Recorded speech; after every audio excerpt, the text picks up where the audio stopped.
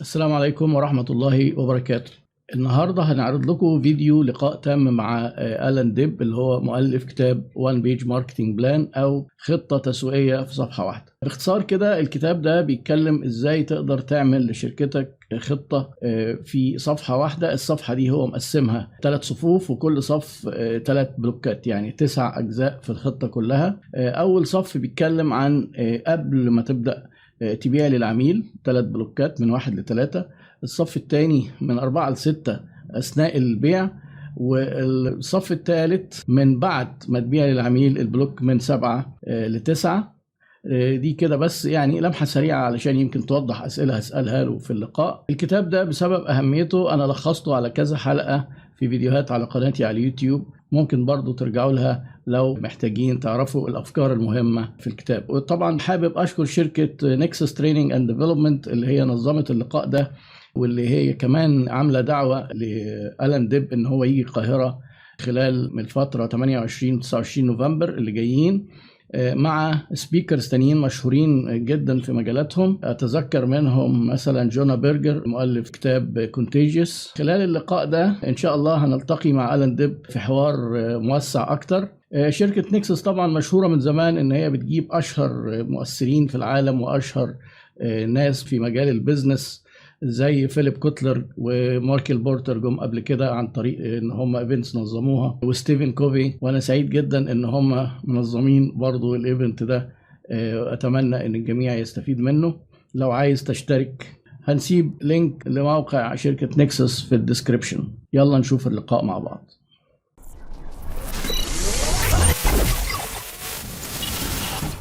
Hello. How are you? I'm fine. My name is Ehab.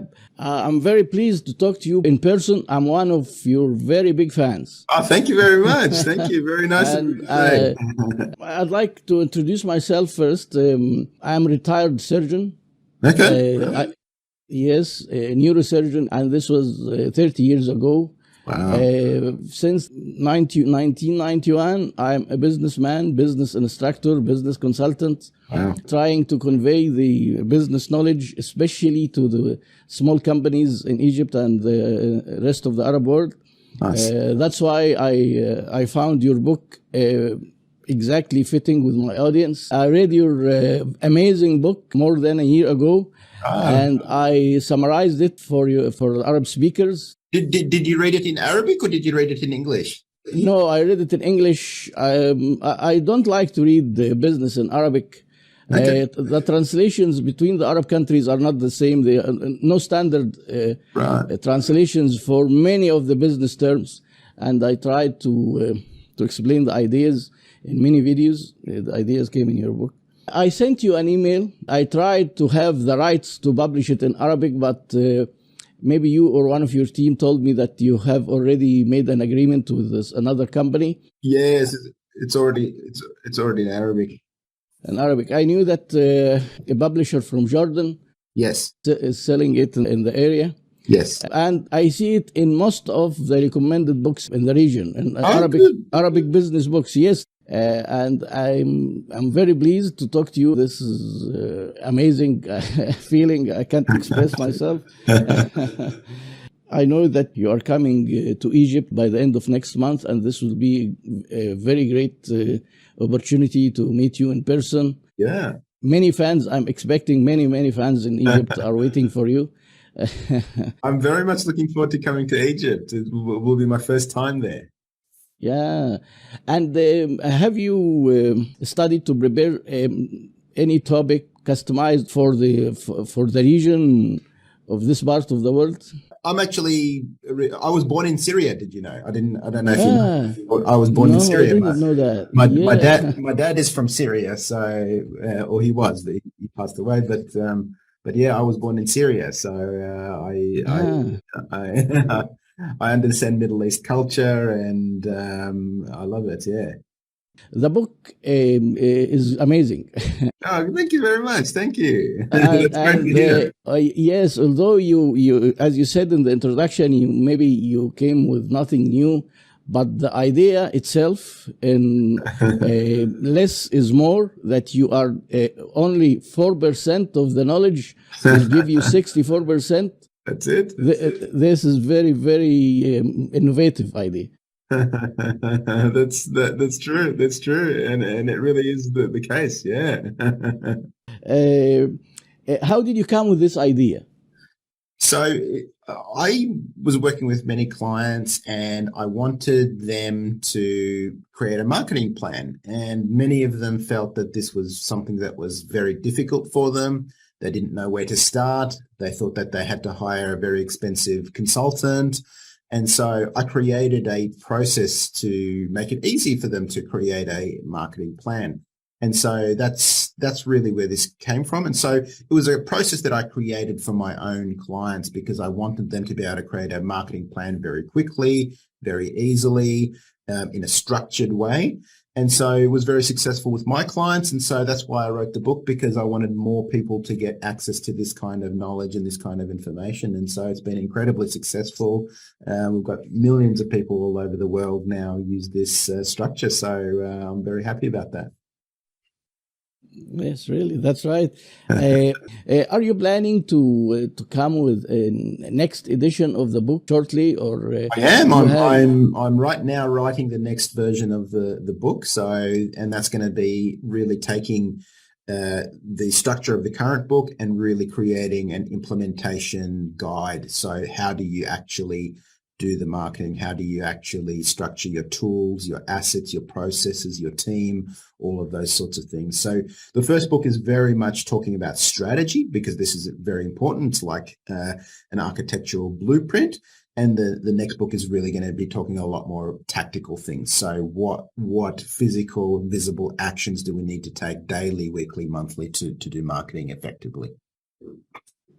Great. This will be a great addition to the book.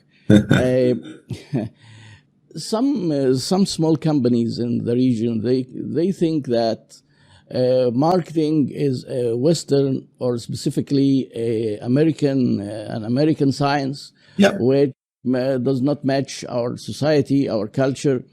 How do you think about that? Is it really that we need to create our own marketing science, or you think that marketing is dealing with humans and societies and respect these variations?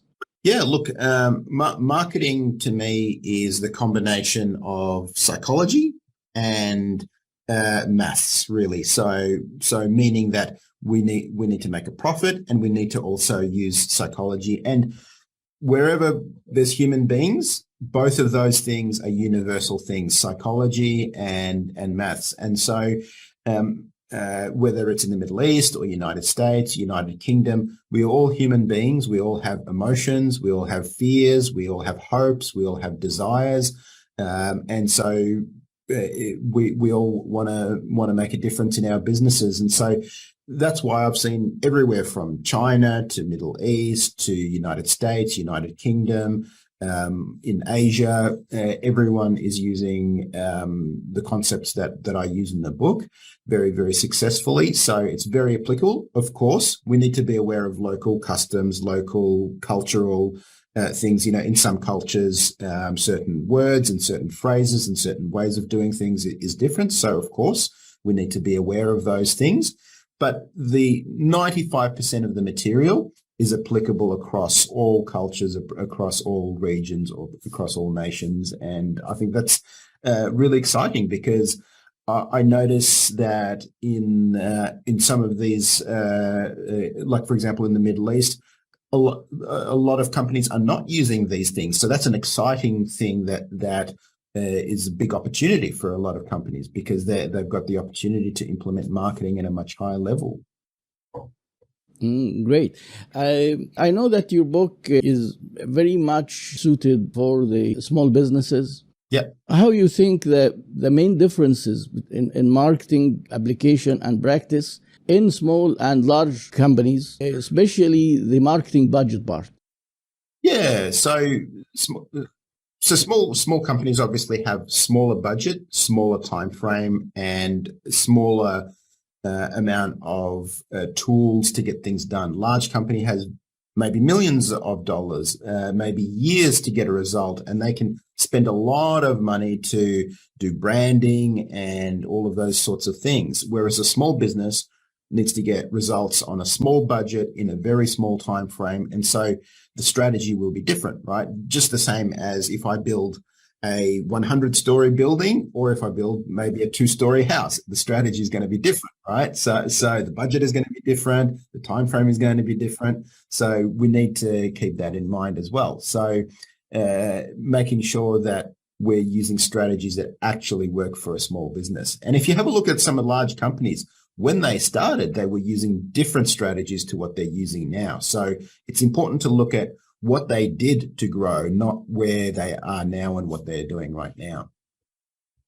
So I think that it's much better for the small companies to focus on direct marketing, social media, online marketing, and spend their budget there better than outdoor and TV advertising, which is not, maybe they cannot afford that. Yeah, and it's okay to do outdoor and TV advertising as well, but it depends what do you want to happen from that. So if I was to advertise on TV or outdoors or something like that, I would want someone to do something as a result. So I would want someone to visit a website or phone a phone number or do something. So that's what we mean by direct response marketing, meaning we want someone to do something as a result. Whereas a lot of the advertising that you see from big companies, it's more about brand recognition. They just show you the logo or the colors or something like that, and they hope that you remember their brand. And that's a strategy that works, but it's very, very expensive and takes a very long time. And,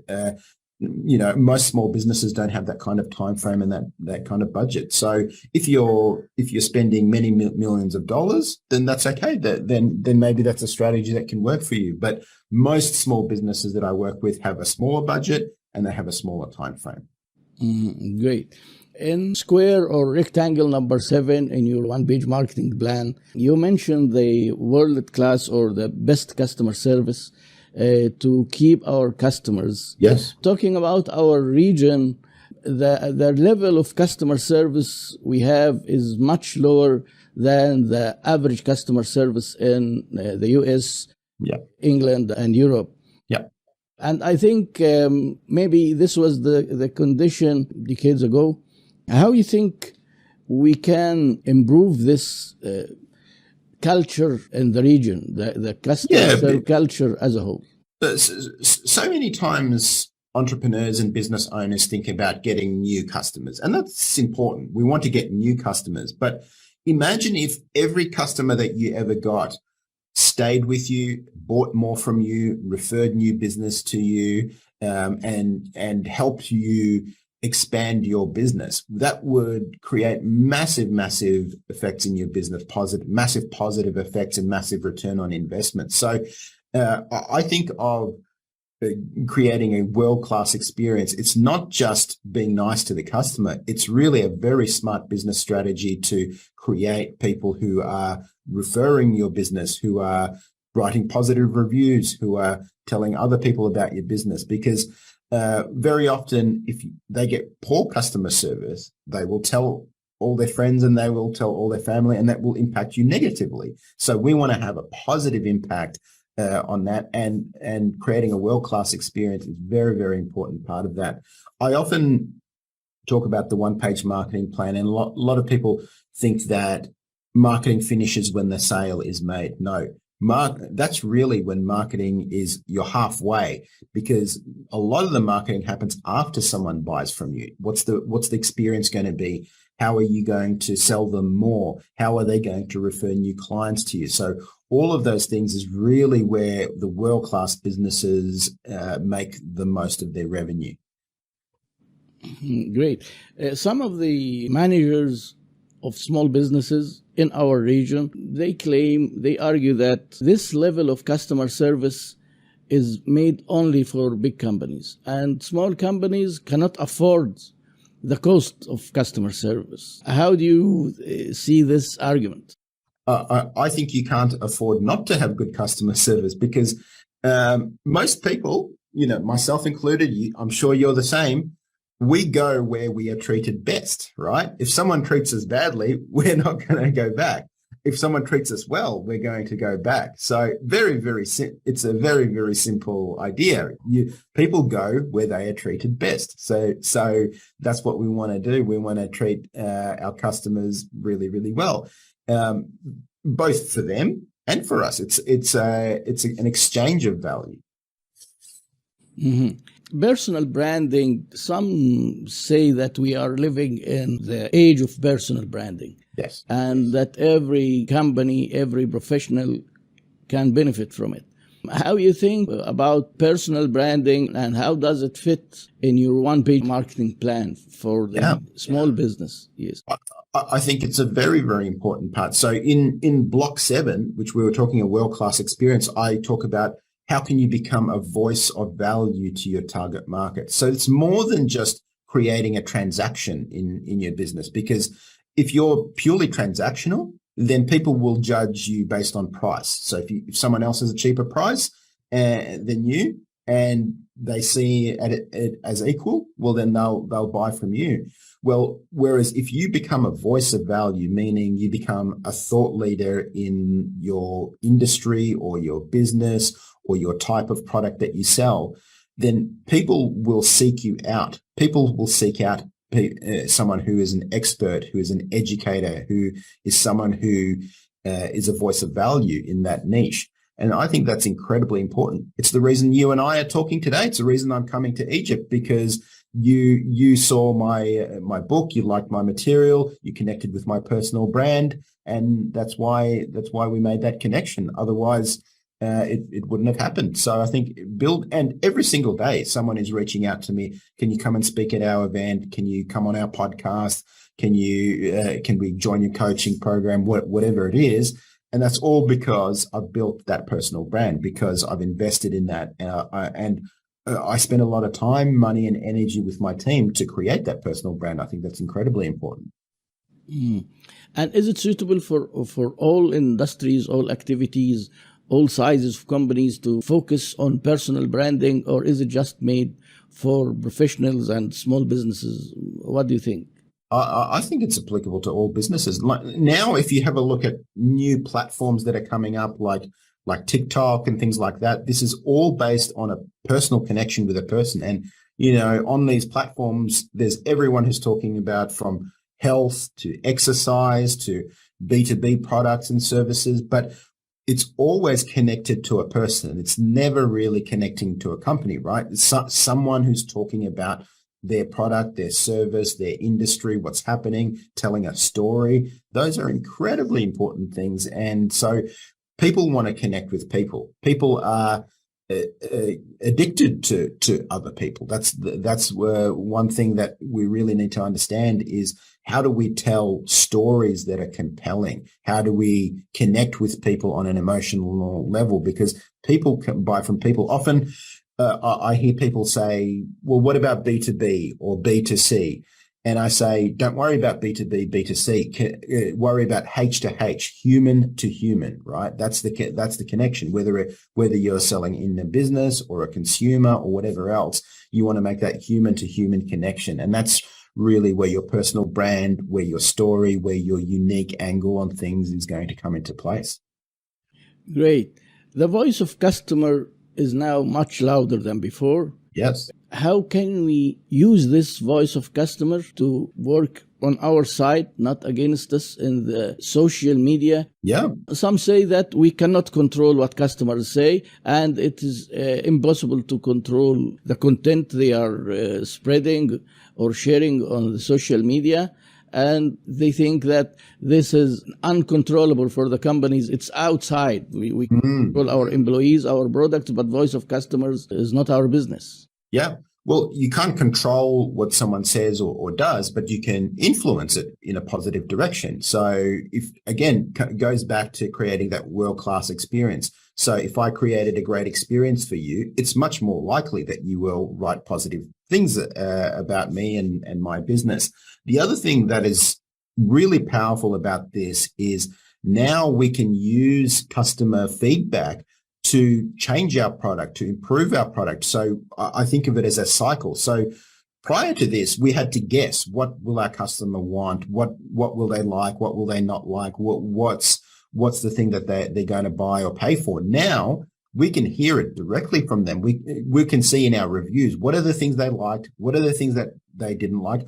I do that with my book. For example, I'll have a look at the reviews of my book, and, fortunately, mostly they're all positive, but I also pay attention to what did people like and what did people not like? And I'm going to use that feedback in my next book. So that's very, very powerful. And so if you're selling any kind of product, it's so important to follow customer feedback, because you can improve that product and create something that people actually want. It's almost like being a mind reader. Like previously you had to guess, you had to think, I think this audience will want this or that. Now you can actually know what they like, what they didn't like, what you can improve, and what was really good with your product. Right. Some of the companies, service providers especially, they feel that we always talk about selling products, tangible goods, and they claim that we are forgetting them. We are not talking about services as much as we are talking about packaging of tangible products, selling products. Is this right? I mean, most of the literature is ignoring services, or what do you think? I don't think it is. I think it's funny. A lot of people, like I get email every single day from readers, and some people say, I think your stuff applies to B2B, but does it apply to B2C? And then other people say, looks like your stuff applies to B2C, but not really B2B. And others are saying, it looks like it applies to products, but not services. And others, looks like it applies to services, but not products. So it depends what you're looking for. But really, it comes back to what we discussed in the beginning. We're all human beings. We all have emotions. We all have fears. We all have hopes. We all have desires. And so this is what we want to tap into marketing, whether we're selling a product or whether we're selling a service. We want to tap into the emotions that people have, the motivations, the hopes, the fears, the desires. And so regardless of what you're selling, whether it's a product or a service, all of these things apply equally. So we have a lot of clients that we consult with. Some sell e-commerce products. Some sell consulting, some sell services, some sell financial advice, some sell medical or legal treatment. So we work with clients across all over the world, across all sorts of industries. And yes, of course, there are different things that we might do with like an e-commerce company versus like a medical company. So of course, there are some small differences. But the concepts and the ideas are all very, very similar. So some of the tactical execution is a little bit different. So for example, with an e-commerce company, we might do a promotion where we do 10% off or 20% off or something like that. Whereas with a surgeon, someone who's a doctor, we wouldn't probably do a promotion like that. I think there are some differences and challenges in services marketing being intangible, and customers are not able to test it before maybe buying. How you advise the service providers to overcome these challenges in service marketing?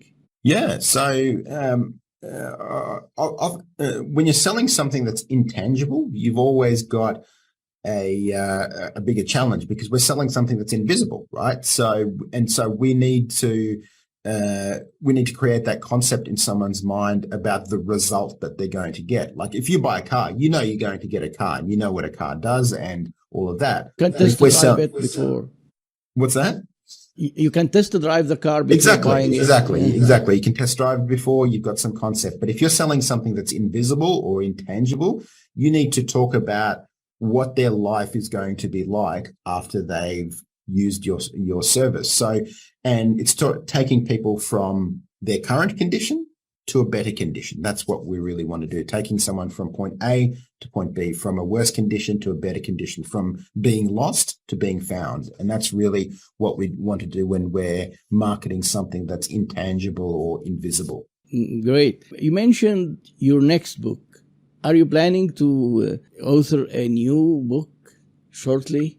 Of course, yes. I'm working on my next book right now. And so this book is all going to be about the tactical implementation. So it's the things that we teach in our coaching program. So exactly how to implement some of these strategic elements. So what to do on social media, what assets to build, how to create email campaigns that work well. So all of these things are things that I'm covering in the current book. So I'm working on it right now. So it's a lot of hard work to write a book, but I'm really enjoying the process.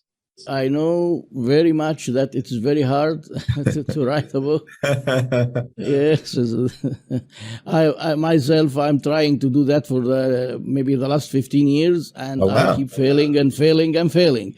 Well, you're not failing. You're just finding new ways to do it. Yes.